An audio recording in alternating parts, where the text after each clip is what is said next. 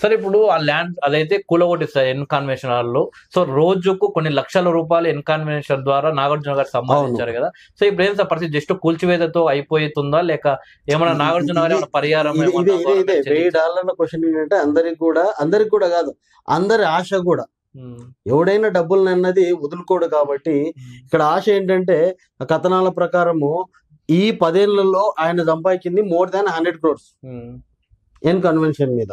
మరి ఇప్పుడు రికవరీ చేసి అసలు 50% అన్న రికవరీ చేస్తే గనక హ్మ్. కొన్ని వేల ఫ్యామిలీలన్నవి బాగుపడతాయి. హ్మ్. మళ్ళీ రికవరీ చేయడానికి ఏమన్నా చట్టాలున్నాయా? హ్మ్. అక్రమ కట్టడాలకి అండ్ కబ్జాలు చేసి ఇంత కట్టిన తర్వాత గూడా రికవరీ చేసే ఏమన్నా చట్టాలు ఉంటే గనక రికవరీ చేస్తే గనక గవర్నమెంట్‌కి కొంచెం ఖజానా అయితే వస్తదనేది నా ఒపీనియన్. సరే ఇప్పుడు త్వరలో 'బిగ్ బాస్' స్టార్ట్ కాబోతుంది సార్. హ్మ్. తాజాగా 'బిగ్ బాస్' కంటెస్టెంట్‌గా వెళ్ళొచ్చినటువంటి బాబు గోగినేని నిన్న హ్మ్. సంచలన వ్యాఖ్యలు చేశారు. సో, హ్మ్. 'బిగ్ బాస్' నుండి హోస్ట్‌గా నాగార్జున తప్పియాలి. హ్మ్. అలాంటి భూ అక్రమదారుడిని 'బిగ్ హ్మ్. బాస్' హోస్ట్‌గా పెట్టొద్దని చెప్పేసి ఆయన అనడం జరిగింది. సో, దీన్ని ఏ విధంగా చూస్తారు సార్? ఆయనే కాదు. ఆయననే నాగార్జున గారే తప్పుకుంటాడు. హ్మ్. ఎందుకంటే ప్రజల్లో ఇంత నెగటివిటీ వచ్చిన తర్వాత హ్మ్. ఆయన మీడియా ముందుకొచ్చి మాట్లాడడానికి సహకరించడు. హ్మ్. అది అర్థమైపోతా ఉంది. హ్మ్. ఏమని మాట్లాడతారు ఇప్పుడు 'బిగ్ బాస్‌లోకి' వస్తే గనక అంత పాజిటివ్ మాట్లాడాలి. వేరే వాడిని వేలెత్తి చూపెట్టాలి. హ్మ్. అక్కడ కంటెస్టెంట్స్ గురించి. హ్మ్. సో, ఇప్పుడు వేరే వాళ్ళ మీద వేలెత్తి చూపెట్టకుండా హ్మ్. ఈయన మీద ఇన్ని అలిగేషన్‌లొచ్చినాయి. హ్మ్. ఇంక ఏ విధంగా హోస్ట్‌గా ఉంటాడు? హ్మ్. 99,999.999% ఆఫ్ ఆయన హోస్ట్‌గా ఉండడు. ఆయనే తప్పుకుంటాడు. కంపల్సరీ అదొక బిజినెస్ ప్లాట్‌ఫార్మ్ కాబట్టి అది నడుస్తది. హ్మ్. వేరే వాళ్ళను హోస్ట్‌గా ఇప్పటికే చేసుంటారు.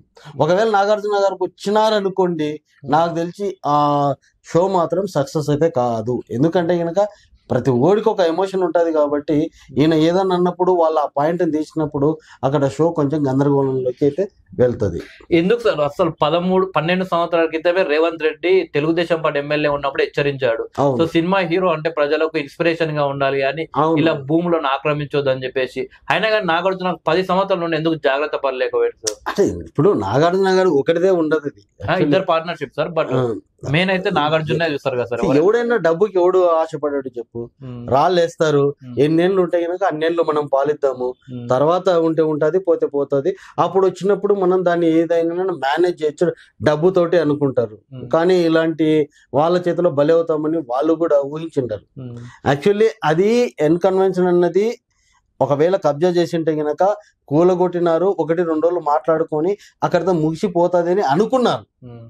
బట్ అది అంతింతయిపోయి చాలా ఎక్కువైపోయింది. హ్మ్. ఎందుకంటే సామాన్యుడు అక్కడ పోయి ఆ ఫంక్షన్ హాల్‌లో ఫంక్షన్ చేసుకోలేని విధంగా దాని రేట్లున్నాయి. హ్మ్. మినిమమ్ పర్ డేకి 25,00,000 నుంచి 50,00,000. హ్మ్. మళ్ళీ దాంట్లో ఏముంటదో, ఏముండదో ఎవరికీ అర్థం కావట్లేదు. అంత కాస్ట్‌లీ.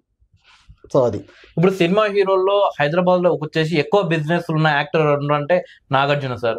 సో, ఇది కేవలం ఇన్‌కన్వెన్షన్ తోటే ఆగిపోతుందా? లేక నాగార్జునకు సంబంధించినవి ఏమైనా బయటకొస్తాయనుకుంటున్నారా? అన్నిటి మీద ఎఫెక్ట్ అవుతాయి. హ్మ్. ప్రతిది గూడా. అంటే దొరకనంత సేపు దొంగ అన్నట్టు దొరికిన తర్వాత ప్రతిదీ ఇప్పుడు హ్మ్. కంపల్సరీ ఆడిట్ వెళ్తది. హ్మ్. ఆడిట్ వెళ్ళినప్పుడు అన్నీ ఆయన చూపించుకోవాల్సొస్తది. హ్మ్. ఆ చూపించుకున్నప్పుడు ఎన్నో కొత్త కొత్త కోణాలనేవి దాంట్లోంచి బయటికొస్తాయి. హ్మ్. బయటికొచ్చిన తర్వాత వాటి మీద కూడా ఎఫెక్ట్ అనేది కంపల్సరీ ఉంటది. హ్మ్. కంపల్సరీ ఉంటది. అదంతా పక్కన పెట్టండి. వాళ్ళ కెరీర్ మీదనే ఇది ఒక చెరుపుకోలేని ఒక మచ్చలాగా ఉంటది. హ్మ్. ఇన్నేళ్లు కాపాడుకున్నటువంటి అక్కినేని ఫ్యామిలీలో హ్మ్. ఇది ఒక పెద్ద మచ్చ. హ్మ్. సో, ఈ డైవర్స్‌లు, కలుపుకోలుగలు అవన్నీ పర్సనల్ కిందకి వచ్చేస్తది. హ్మ్. ఇది మొత్తం ఏంట్రా అంటే స్టేట్ ఇష్యూ అయిపోయింది. హ్మ్. స్టేట్‌కి సంబంధించినటువంటి ఒక ఎమోషనల్ ఇష్యూ. హ్మ్. అక్కడ వాటర్ కావచ్చు, ఇంక చాలా ఉన్నాయి కథలు చెప్పుకోవాలంటే గనక.